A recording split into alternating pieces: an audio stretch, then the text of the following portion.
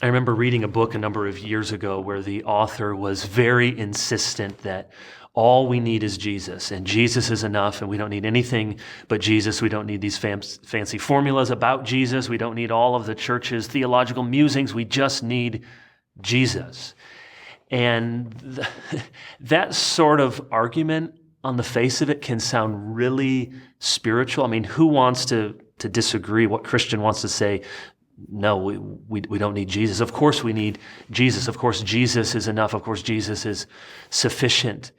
But when you press on that a little bit, it hardly makes sense, because when we say Jesus is enough, or all we need is Jesus, we have to ask the next one, well, what is it about Jesus that makes him all that we need? Or if Christianity is all about Jesus, what is it about Jesus that we want to be all about? As soon as you start to say something about Jesus, if you say, well, it's because of what he did on the cross, or because of the resurrection, or because of how much he loves us, or because of his teaching, once you begin to answer the question, you've gone into the realm of theology. So folks who think, I want Jesus, not theology, they don't have either. Because you can't have Jesus and have him mean something to you unless you know some propositions about him. If I tell you how much I love my wife and how amazing my wife is, and then you say, well, tell me how tall is she? And I say, I don't really know. Well, tell me what color are her eyes? I say, I'm not really into those sort of things about her.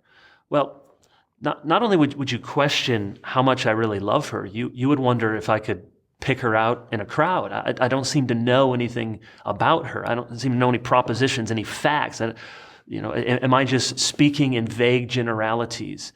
And the same is true with Jesus. We can speak in these spiritual platitudes of how much we love Jesus, but we need theology if we're going to explain who he is, the God-man, what he accomplished on the cross in his death and resurrection, and what it means for him to be reigning at the Father's right hand, to be the second person of the Trinity, to come back again to judge the living and the dead, to send his Holy Spirit to be the very presence with us in the world. All of these things get into the realm of theology.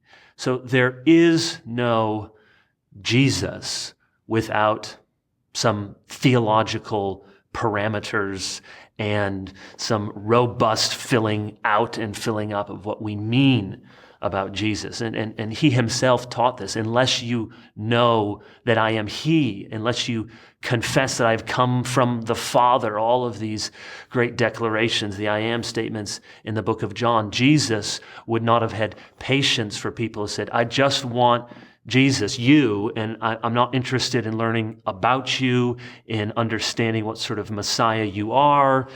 No, if we're going to have Jesus, we need to have theology.